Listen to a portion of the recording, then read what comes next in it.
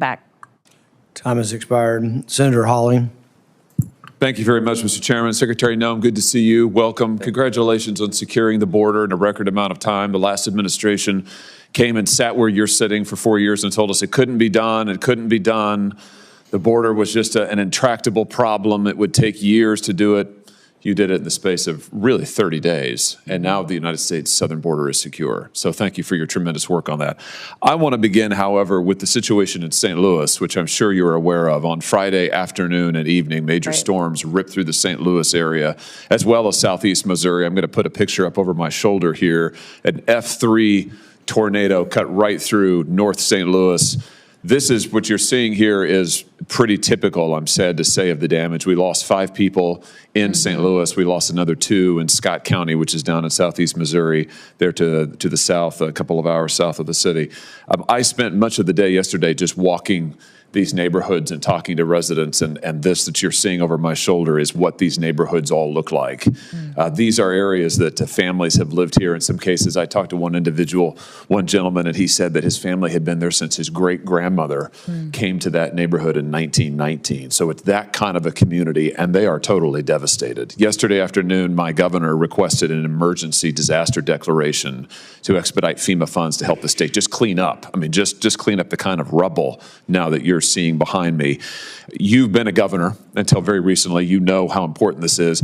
Can we get your help to expedite the consideration of that request? Again, it was just made yesterday. We need it as quickly as possible. Will you help us expedite that? Yeah, absolutely. I've spoken with your governor and did that day that this devastation happened. And so we've promised and pledged to get that expedited as soon as possible for him so he can have the resources that he needs to respond to his people. And that's one of the failures that FEMA's had in the past, is that people that incur this kind of damage and lose everything, then they sit there for months, sometimes years, and never get the promised critical response that they think or that they believe they should be getting from the federal government. And that's why President Trump believes that this agency needs to be dramatically reformed. I'm glad to hear you say that, and you're exactly right. We've had the situation in Missouri in years past where we've had individuals who have qualified for FEMA aid, including individual assistance. In some cases, they've been awarded the assistance, and then FEMA has come in and clawed it back, or never paid it out, or never sent teams to help.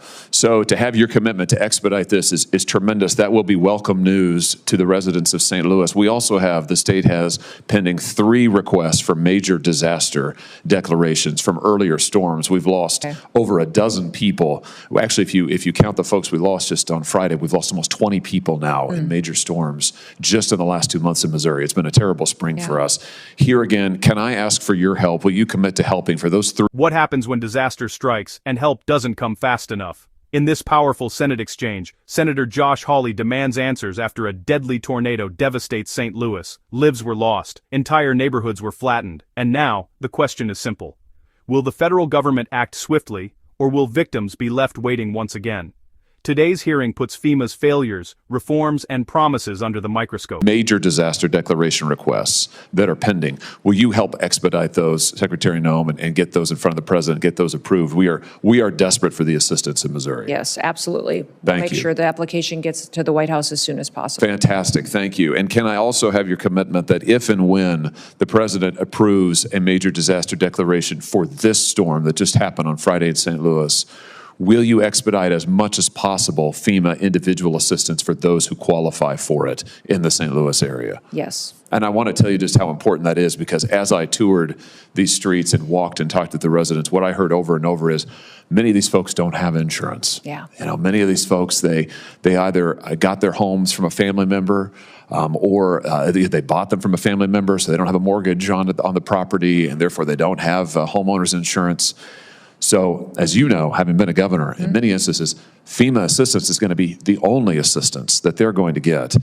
And I just had a hearing in this committee and our subcommittee, Senator Kim and I, last week, where we talked to major insurance companies who routinely scam people by refusing to pay out the full policy awards that they are due. So I know we're going to be fighting that in Missouri. We've got to have the federal government where there's individual assistance that people qualify for. We've got to have people be able to get that. Otherwise, we're never going to be able to rebuild these neighborhoods. So you just committed, I think, to expediting that. I appreciate that. Thank you for your help in all of this. And then the last thing we'll say is can you commit also to making sure that the FEMA communication with the state and with individuals is open, is clear, is transparent. You referenced the fact that FEMA is notorious for giving bad information, for slow walking residents, for confusing intake forms that nobody knows how to fill out, for not getting back to people.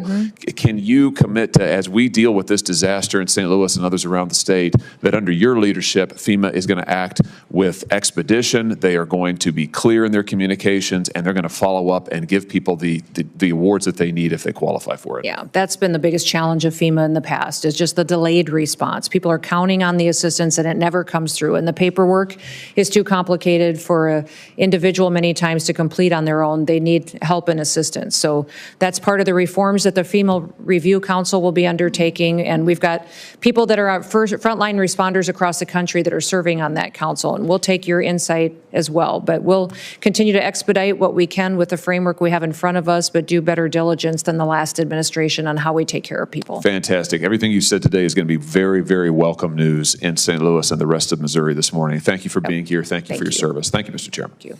Senator Fetterman. For a more profound political discourse, please like, comment, and subscribe for more further insights.